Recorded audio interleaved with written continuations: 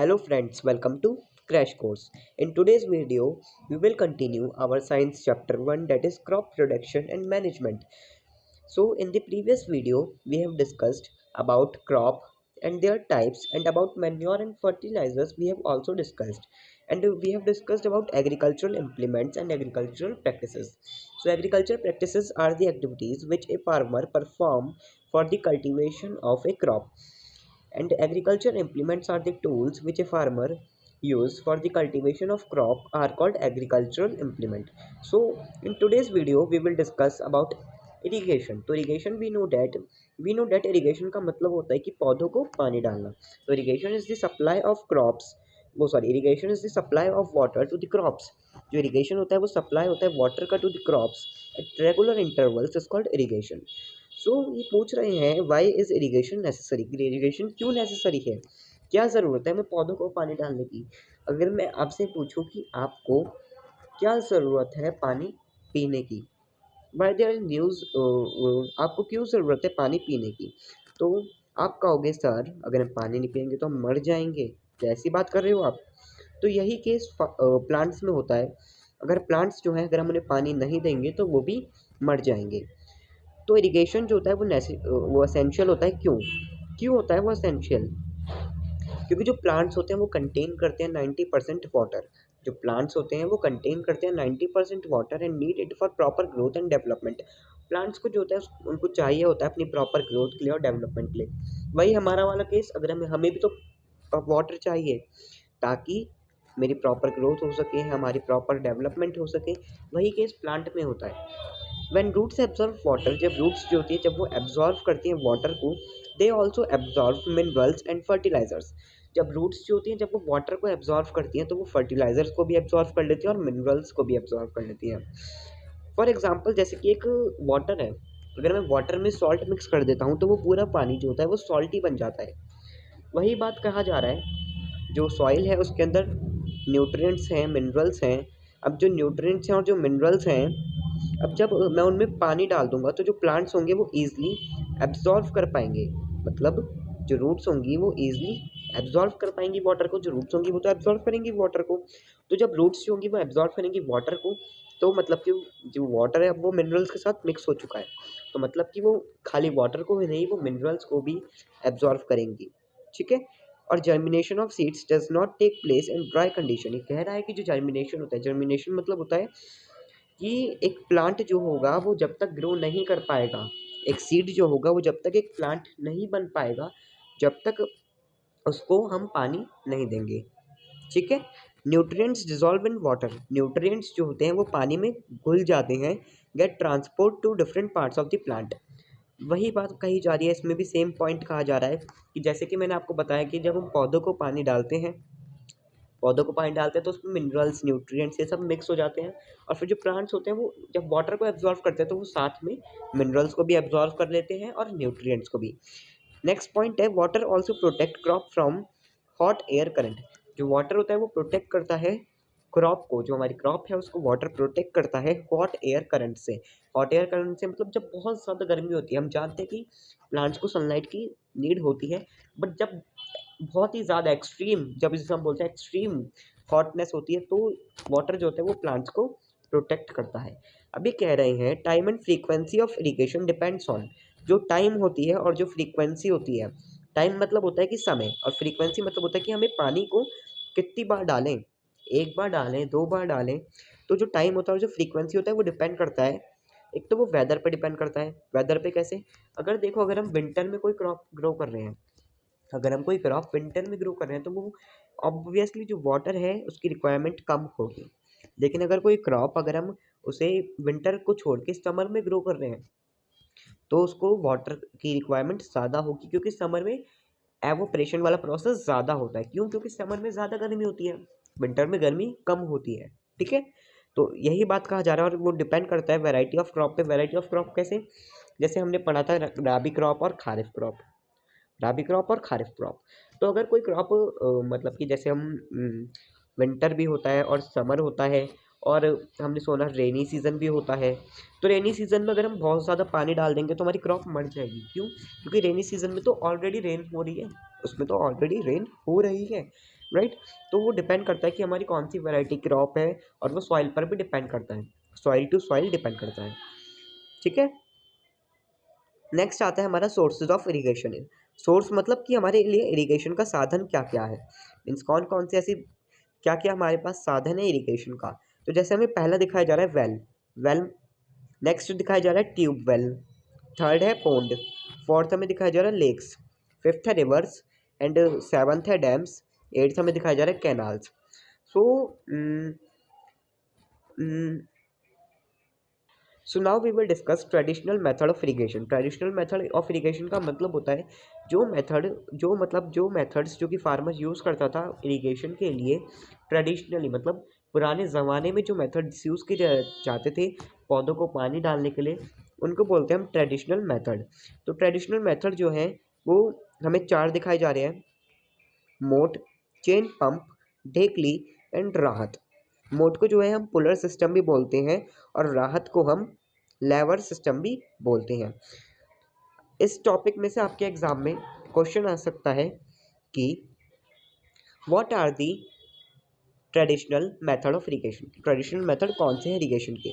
तो आपको लिखना है मोट, चेन पंप, ढेकली एंड राहत। आपके एग्जाम में एक्सप्लेन करने के लिए बिल्कुल भी नहीं आएगा। सो ठीक है। अब ये बता रहा है कि दे आर चीपर। ये जो ट्रेडिशनल मेथड होते हैं वो सस्ते होते हैं, बट लेस इफिशिएंट। वो लेस इफिशिएंट होते हैं, लेस इफिशिएंट होते हैं, मतलब कि इनमें मिस्टेक्स होने की चांसेस ज़्यादा रहती है। इफिशिएंट का मतलब होता है कि इसमें मिस्टेक्स होने के चांसेस ज़्यादा रहते हैं, क्योंकि ये वाली बात सही है कि मशीन भी एक दिन ख़राब हो सकती है, मशीन भी ख़राब हो सकती है, सही बात है। बट मशीन में जो होते हैं चांसेस कम रहते हैं, लेकिन एक बंदा जो है वो तो टाइम कंज्यूम ज़्यादा करेगा। एक काम मशीन कर रहा है और एक काम बंदा कर रहा है, कोई एक इंसान जो काम कर रहा है उसमें ज़्यादा टाइम लगेगा। ठीक है। तो इसलिए ये जो होते हैं ज़्यादा टाइम कंज्यूम करते हैं, और ये लेस इफिशिएंट होता है। लेस इफिशिएंट मतलब इसमें गड़बड़ होने के चांसेस ज़्यादा होते हैं। अब हमें दिखा रखा है modern method of irrigation. Modern method मतलब कि जो मेथड्स जो कि आजकल यूज़ किए जाते हैं, they are best for saving water. जो आजकल मॉडर्न मेथड जो हैं वो काफ़ी अच्छे होते हैं इरिगेशन के लिए। इनफैक्ट बोला जा रहा है कि वो बेस्ट होती हैं। टू मेन इरिगेशन मेथड्स जो है जो कि यूज़ किए जाते हैं आजकल, वो हमें दिखाया जा रहा है स्प्रिंकलर सिस्टम और एक drip system. Sprinkler system and drip system. So we will discuss both in detail.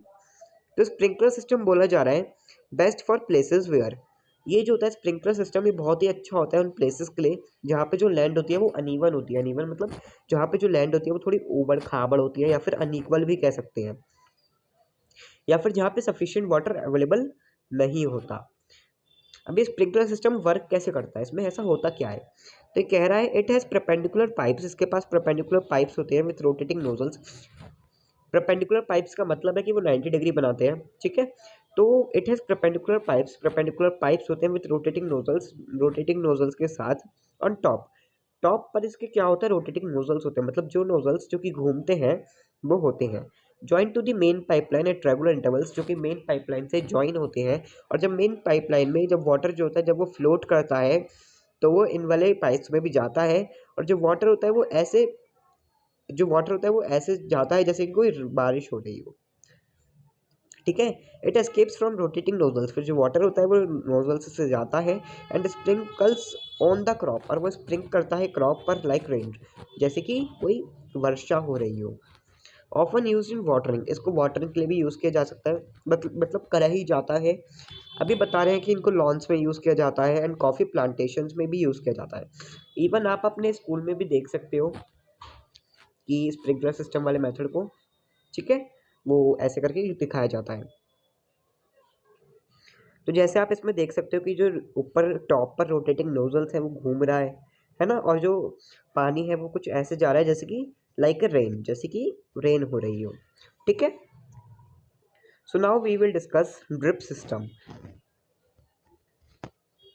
ये जो है ड्रिप सिस्टम, ये बहुत ही अच्छा मेथड है जहाँ पे सफिशिएंट वाटर जो है वो अवेलेबल नहीं है, जहाँ पे जो अवेलेबिलिटी है वाटर की इज़ पुअर, वो बहुत ज़्यादा पुअर है।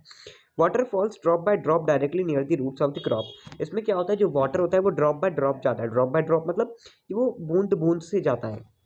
बोलते हैं ना जैसे बूंद बूंद से सागर भर जाता है, तो वही बात कही जा रही है। इसमें क्या होता है, इसमें जो वाटर होता है वो ड्रॉप बाय ड्रॉप जाता है, मतलब कि बूंद बूंद से जाता है। इसमें क्या होता है, इसमें बहुत सारे पाइप्स होते हैं और जो पाइप होते हैं उनमें थोड़ा थोड़ा होल कर दिया जाता है। और वो बेसिकली जो पाइप होते हैं वो सारे, जैसे कि 4 पाइप हैं तो वो चारों के चारों एक जगह जाकर मिलते हैं और जहाँ पे मेन सोर्स होता है वाटर का, ठीक है।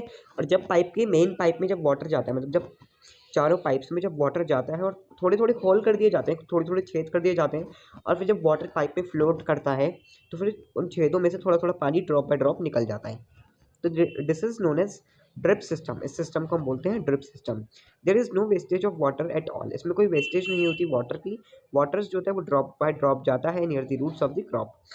Often used in watering. इसको जो होता है इसको वाटरिंग के लिए यूज़ किया जाता है फ्रूट प्लांट्स में, गार्डन्स में एंड ट्रीज में। और ये बहुत ही अच्छा है जहाँ पे सफिशिएंट वाटर अवेलेबल नहीं है या फिर जो वाटर की जो अवेलेबिलिटी है वो बहुत ज़्यादा पुअर है। As shown in the figure, जैसे फिगर में दिखाया जा रहा है कि यहाँ पे हमें दिखाया जा रहा है कि यहाँ पे कोई फील्ड दिखाया जा रहा है और यहाँ पे एक पाइप है और पाइप में क्या हो रहा है, वाटर जो होता है वो निकल रहा है, क्योंकि वहाँ पे कोई छेद हो रहा होगा तो वाटर जो है वो वहाँ से बह रहा है और इस पाइप में जो होगा वो वाटर फ्लोट कर रहा होगा, जैसे मैंने आपको बताया। सो ये जो है ड्रिप सिस्टम का, ये जो है ये ड्रिप सिस्टम है। So friend from this topic, इस टॉपिक से आपके एग्जाम में पूछा जा सकता है कि डिफाइन इरिगेशन, इरिगेशन को डिफाइन करो, या फिर what are the modern method of irrigation, modern method कौन से हैं इरिगेशन के लिए। तो आपको लिखना होगा sprinkler system and drip system. और अगर वो ज़्यादा मार्क्स में आता है तो आपको एक्सप्लेन भी करना होगा कि what is sprinkler system and what is drip system, ठीक है। सो स्प्रिंकलर सिस्टम में अगर आपको आता है explain sprinkler system and drip system, तो स्प्रिंकलर सिस्टम में आप लिख सकते हो the perpendicular pipes having rotating nozzles on the top are joined to the main pipeline at regular intervals। जो perpendicular pipes होते हैं having rotating nozzles, जिनमें rotating nozzles होते हैं, उनको join किया जाता है with main pipeline के साथ। when water is allowed to flow through the main pipe under pressure, जब वाटर जो होता है जब वो मेन पाइप से फ्लोट करता है तो वो हर पाइप में जाता है और फिर वो जो होता है it gets sprinkled on the crop, और फिर वो स्प्रिंग्ड होता है क्रॉप पे as if it is raining, जैसे कि रेन हो रही हो। और ड्रिप सिस्टम में आप एक्सप्लेन कर सकते हो इन दिस सिस्टम, इस सिस्टम में the water falls drop by drop directly near the roots. जो वाटर होता है वो ड्रॉप बाय ड्रॉप फ्लोट करता है डायरेक्टली नियर द रूट्स। सो ये जो है इसको हम ड्रिप सिस्टम बोलते हैं, ठीक है। इसमें आप ये भी बता सकते हो कि जो वाटर होता है वो वेस्ट नहीं होता, ये उन प्लेसेस पे यूज़ किया जाता है जहाँ पे सफिशिएंट वाटर अवेलेबल नहीं होता, okay. So our next topic is protection from weeds. Weeds से प्रोटेस्ट करना। तो वीड्स जो होते हैं वो अनवांटेड प्लांट्स होते हैं। अनड्राइजेबल प्लांट्स, अनड्राइजेबल मतलब unwanted plants that grow naturally, जो कि नेचुरली ग्रो करते हैं along with the crop, crop के साथ आर कॉल्ड वीड्स, उन्हें हम बोलते हैं वीड्स। और ये जो प्रोसेस होता है रिमूव करने का वीड्स को, इसको बोलते हैं हम weeding. Removal of weeds is called weeding, उसको हम बोलते हैं weeding. Why is weeding necessary, weeding क्यों ज़रूरी है। Removal of weeds is essential because, ये जो है ये ज़रूरी है। Weeds compete with crops for space, जो वीड्स होते हैं वो कंप्लीट होते हैं क्रॉप के साथ। मैं आपको एक एग्जांपल देता हूँ फिर मैं आपको एक वाला पॉइंट समझाता हूँ। एक जगह पर एक जने हैं और एक जगह पर दो जने हैं, तो दो जने जो होंगे वो ज़्यादा खाना कंज्यूम करेंगे, मतलब दुगना ही कंज्यूम करेंगे। दो जने जो होंगे उनको स्पेस ज़्यादा चाहिए होगा, एक को कम चाहिए होगा, मतलब उसका हाफ चाहिए होगा एक को। तो लाइट जो होगी वो उनको ज़्यादा चाहिए होगी। तो यही बात इसमें बताई जा रही है कि पहले जो थी वो सिर्फ फार्मर की क्रॉप थी। अब जब क्रॉप में जब वीड्स भी आ गए, जब अनवांटेड प्लांट्स भी आ गए, जो फार्मर को प्लांट्स नहीं चाहिए, जब वो वाले प्लांट्स भी आ गए, तो उनको ज़्यादा स्पेस चाहिए होगा, ज़्यादा लाइट चाहिए होगी, ज़्यादा न्यूट्रिएंट्स चाहिए होंगे, ज़्यादा वाटर चाहिए होगा। तो इसलिए ही रिमूव करना नेसेसरी होता है, क्योंकि फिर जो न्यूट्रिएंट्स हैं फिर ताकि वो सारे न्यूट्रिएंट्स क्रॉप ही एब्जॉर्व कर पाए, इसलिए उन्हें रिमूव करना ज़रूरी होता है। और ये जो है ये इंटरफेरेंस भी कर सकते हैं हार्वेस्टिंग में, मतलब हार्वेस्टिंग में प्रॉब्लम आ सकती है कटाई के समय, एंड कैन बी पॉइजनस, और ये जो है जहरीले हो सकते हैं for animals and human beings के लिए, इसलिए इन्हें रिमूव करना बहुत ही ज़्यादा नेसेसरी है। अब बताएं how do farmers remove weeds. Farmer जो है वो कैसे वीड्स को रिमूव करता है। फार्मर जो होता है वो रिमूव करता है वीड्स को by tilling before sowing of crop. Till करके, टिल मतलब होता है कि जो प्रोसेस होता है, tilling is the process of turning and loosening of soil. जो प्रोसेस होता है ढीला करने का सॉइल को, उसको बोलते हैं हम टिलिंग। तो टिल करके भी जो फार्मर होता है वो रिमूव कर सकता है। इससे क्या होता है, इससे जो वीड्स होते हैं वो किल हो जाते हैं। या फिर वो मैनुअली कर सकता है खुरपी की हेल्प से, ठीक है। या फिर हमें स्प्रे करके वीडीसाइड्स को, वीडीसाइड्स जो होते हैं वो केमिकल्स होते हैं, वीडीसाइड्स जो होते हैं वो केमिकल्स होते हैं जो कि यूज़ करता है फार्मर रिमूव करने के लिए वीड्स को। तो the chemicals which are used by farmer for removing weeds are weedicides. For example 2,4-D, जो फार्मर होता है वो 2,4-D को भी यूज़ करता है। There may be a question in your exam that define weedicides, weedicides को डिफाइन करो। या फिर write a short paragraph on protection from weeds, एक शॉर्ट पैराग्राफ लिखो प्रोटेक्शन फ्रॉम वीड्स से, ठीक है। या फिर आपसे ये भी पूछा जा सकता है right any one example of weedicide, कोई वन एग्जाम्पल लिखो वीडीसाइड का, तो आप लिख देना 2,4-D, 2,4-D, ठीक है। या फिर आपसे पूछ सकता है कि व्हाट इज वीडिंग, वीडिंग क्या होता है, या फिर डिफाइन वीड्स। इसके अलावा इस टॉपिक में से कोई क्वेश्चन नहीं आने वाला। तो जैसे कि इस फिगर में दिखाया जा रहा है स्प्रेइंग वीडीसाइड्स की, जो फार्मर है वो स्प्रे कर रहा है वीडीसाइड्स। तो हम देख सकते हैं कि जो फार्मर है उसने एक मास्क वियर कर रखा है, उसने मास्क इसलिए वियर कर रखा है ताकि जो वीडीसाइड्स हैं उससे उसको किसी भी तरीके का हार्म ना हो, ठीक है। इसलिए जो फार्मर है उसको मास्क पहनना इफिशियंट है, बहुत ज़्यादा ज़रूरी है, नेसेसरी है, ठीक है। Next topic is harvesting. Harvesting होता है cutting of crop after it is mature is called harvesting. जो कटिंग करना होता है क्रॉप का, मतलब जो क्रॉप को हम काटते हैं जब वो मैच्योर हो जाए, जब वो रेडी हो जाए कि हम उसे काट सकें, उस प्रोसेस को हम बोलते हैं harvesting. Cereal crops usually take 3 से 4 मंथ टू मैच्योर। जो सीरियल क्रॉप्स होते हैं वो 3 से 4 महीने लेते हैं मैच्योर होने के लिए। इन इंडिया मैनी फेस्टिवल्स जो होते हैं आर एसोसिएटेड विथ हार्वेस्टिंग, जैसे कि Pongal, Baisakhi, Holi, Diwali, Bihu. Harvesting can be done manually. Harvesting जो है वो मैनुअली भी की जा सकती है यूजिंग सिकल, सिकल को यूज़ करके, और बाय मशीन कॉल्ड हार्वेस्टर। तो बेसिकली इसमें बताया जा रहा है कि हार्वेस्टिंग जो है वो मशीन से भी की जा सकती है या फिर मैनुअली भी की जा सकती है। और जिस भी चीज़ से करी जाए, भले ही मशीन से की जाए या फिर मैनुअली की जाए, मैनुअली करी जाती है सिकल की हेल्प से। तो वो जो सिकल है, जो टूल है जिससे हार्वेस्टिंग की जाती है, उसको बोलते हैं हम हार्वेस्टर। क्या बोलते हैं? हार्वेस्टर, ठीक है। अब हमारा प्रोसेस है विनोइंग। अब हार्वेस्टिंग तो हो गई हमारी, हार्वेस्टिंग तो हो गई। अब हार्वेस्टिंग के बाद दो प्रोसेस होते हैं, विनोइंग और थ्रेशिंग, जिससे जो फार्मर होता है वो अलग करता है भूसे को और अपनी ग्रेन को। विनोइंग की हेल्प से और थ्रेशिंग की हेल्प से, दोनों जो है ये प्रोसेस हैं जिनकी हेल्प से जो फार्मर होता है वो सेपरेट करता है चाफ को from the grain. After harvesting, harvesting के बाद सेपरेशन चाफ, चाफ को सेपरेट करना। So after harvesting separating chaff from grain, separate करना होता है चाफ को, चाफ मतलब होता है भूसे को। तो separating chaff from grain, grain से सेपरेट करना होता है, ग्रेन से, अनाज से। कैन बी डन, उसको डन किया जाता है थ्रू थ्रेशिंग या फिर विनोइंग से। Threshing is separating chaff from grain bye beating the crop against a stone और wooden bar.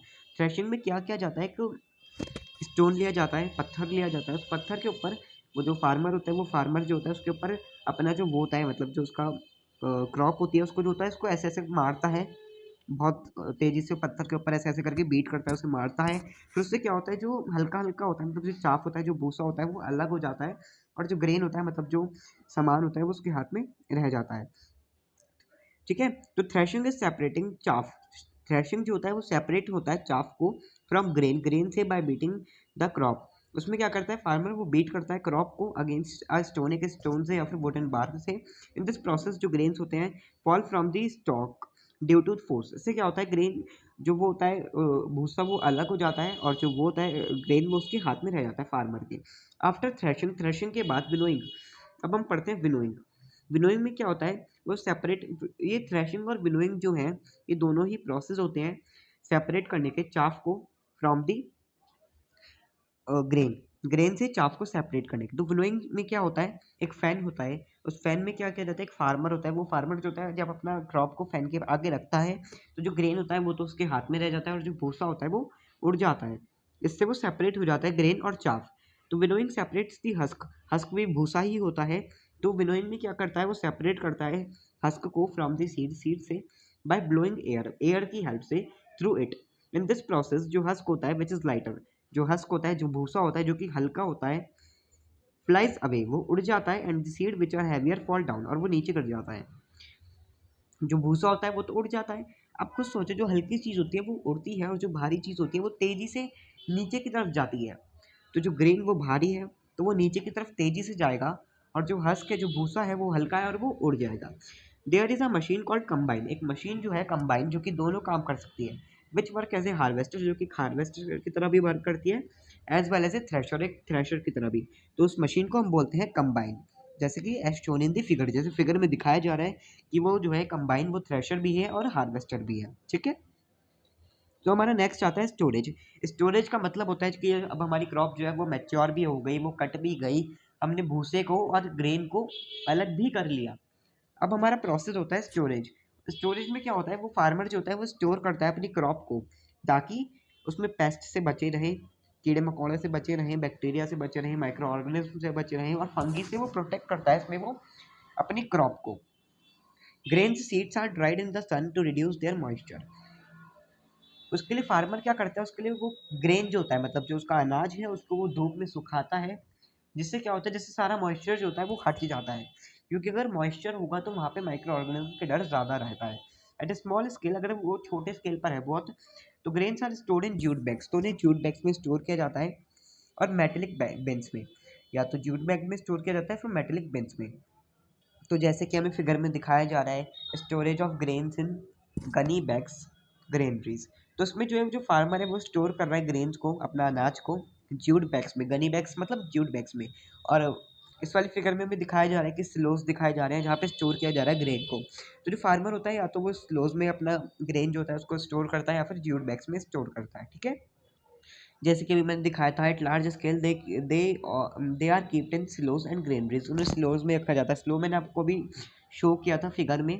Dried neem leaf are used at home, जो ड्राइड नीम लीफ होती है, मतलब जो नीम लीफ होती है, उसको यूज़ किया जाता है होम पर टू प्रोटेक्ट फूड ग्रेन, जिससे कि वो प्रोटेक्ट कर सकें ग्रेन को। इन बिग गोडाउन्स, अगर हमारा जो कारोबार है वो बहुत ज़्यादा बड़ा है, अगर कोई फार्मर का कारोबार बहुत ज़्यादा बड़ा होता है, तो केमिकल ट्रीटमेंट्स जो होते हैं उनको किया जाता है to protect the large quantities of grain. तो केमिकल ट्रीटमेंट्स किए जाते हैं, अगर बड़ा होता है तो केमिकल ट्रीटमेंट्स किए जाते हैं, ठीक है। अब हमारा नेक्स्ट आता है, what precautions should be taken during storage. क्या क्या प्रिकॉशंस लेने चाहिए, मीन्स किन किन बातों का ध्यान रखना चाहिए स्टोर करते हुए ग्रेन्स को। Grain should be dried properly, grains को जो होता है उनको ड्राई करना चाहिए प्रॉपरली। मैंने आपको बताया अगर ग्रेन में मॉइस्चर होगा, हम्म, मैंने आपको बताया कि अगर ग्रेन में जो होगा, अगर मॉइस्चर होगा, तो उससे कीड़े मकोड़े का, माइक्रो ऑर्गेनिज्म का ज़्यादा डर रहेगा। तो इसलिए जो ग्रेन्स है उसको ड्राई करना चाहिए properly. They should stored in completely dry Ghani bags, जो गनी बैग्स होने चाहिए, जो जूट बैग्स होने चाहिए, वो कम्प्लीटली ड्राई होने चाहिए। The bag should be keeped in a place which is completely moisture free, जो बैग्स हैं उन्हें ऐसी जगह पर रखना चाहिए जहाँ पे मॉइस्चर ना हो, नमी ना हो, वरना कीड़े मकोड़ों का डर रहता ही रहता है। Storage areas should be well ventilated, जो स्टोरेज एरियाज है, मीन्स जो एरियाज जहाँ पर स्टोरेज किया जा रहा है वहाँ पे अच्छा प्रॉपरली कंडीशंस होनी चाहिए। अगर बड़े बड़े गोडाउन्स हैं तो वहाँ पे केमिकल ट्रीटमेंट्स की हेल्प लेनी चाहिए, क्योंकि वरना पॉसिबल नहीं हो पाएगा रेड पेट्स से प्रोटेक्ट करना अपने ग्रेन को, ठीक है। सो इस टॉपिक में से आपके पास डिफाइन आ सकती है कि डिफाइन विनोइंग, या फिर what do you understand by the term threshing, ठीक है। या फिर आपसे पूछा जा सकता है कि हार्वेस्टिंग, डिफाइन हार्वेस्टिंग, ठीक है। या फिर आपसे बोल सकते हैं कि राइट ए शॉर्ट पैराग्राफ, एक शॉर्ट पैराग्राफ लिखो ऑन स्टोरेज, स्टोरेज के ऊपर एक शॉर्ट पैराग्राफ लिखो। या फिर अगर आपसे ये भी पूछा जा सकता है कि अगर गर्म अगर अगर हम जो है, अगर हम नीम लीव्स को यूज़ करते हैं तो उससे क्या हम कर सकते हैं या फिर नहीं, मतलब ट्रू फॉल्स में भी आपसे आपसे पूछा जा सकता है, ठीक है। तो मतलब क्वेश्चन तो कैसे भी फॉर्म हो सकता है, आपसे पूछ सकते हैं कि right short paragraphs on weeding, weeding के ऊपर शॉर्ट पैराग्राफ लिखो, ठीक है ना। तो ऐसे ऐसे क्वेश्चन आ सकते हैं। अब हमारा नेक्स्ट टॉपिक है फूड फ्रॉम एनिमल्स, एनिमल से food. When animals are reared at a large scale, अब एनिमल से हमें फूड कैसे मिल सकता है, आप खुद सोचो, एक जानवर से हमें खाना कैसे मिल सकता है। मुर्गी से अंडा मिल सकता है, जैसे हमें एक हैन से एग मिल सकता है, काऊ से मिल्क मिल सकता है, बफेलो से मिल्क मिल सकता है, ठीक है। तो ये सब क्या है, एनिमल है, हैन हो गई, बफेलो हो गए, सब एनिमल है।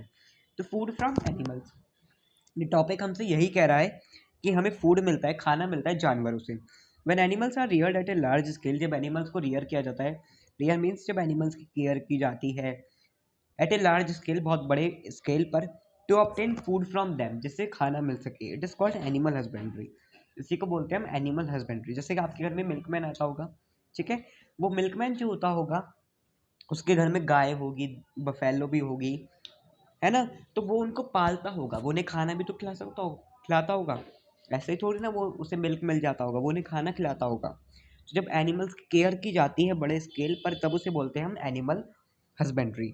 तो इस टॉपिक से बस यही आ सकता है कि डिफाइन एनिमल हस्बेंड्री, कि एनिमल हस्बेंड्री क्या होता है उसको डिफाइन करो, या फिर what do you understand by the term animal husbandry. So in the next video we will discuss the exercises and question answers of this chapter. Till then, thank